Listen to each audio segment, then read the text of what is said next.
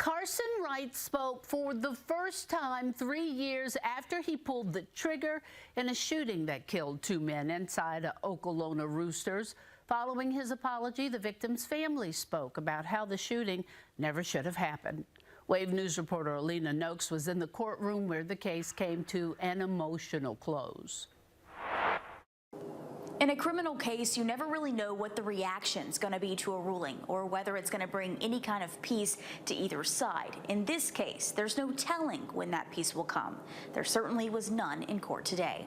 In court Thursday, 24-year-old Karson Reitz speaking out for the first time since his arrest at a restaurant turned crime scene in 2021. I just want to say to the Cross family that I have not heard one bad thing about Mr. Bradley. You never will.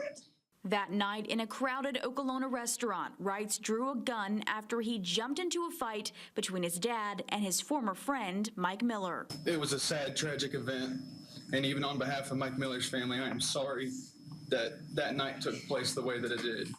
Wright's actions were quick, killing Miller and an innocent bystander, Bradley Cross. His apologies now only falling on deaf ears of those families who say this should have never happened.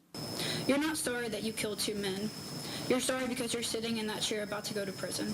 My husband suffered death, and not for any crime, because he tried to help. He didn't get the benefit of a trial and some successful lawyers to argue his case. Your choices killed him. A jury decision to find Reitz guilty of manslaughter, not murder, has only driven the feelings of dissatisfaction.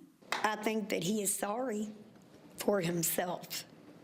And the sentence he got is sending a message to our community that you can go into a crowded restaurant with children and families and shoot and kill 2 people, one an innocent bystander, and you get a slap on the wrist.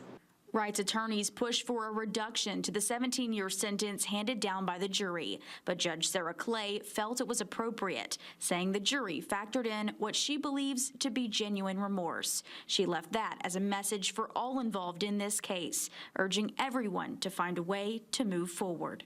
I hope that you all can find peace, because it will destroy you if you continue to go down this path with each other.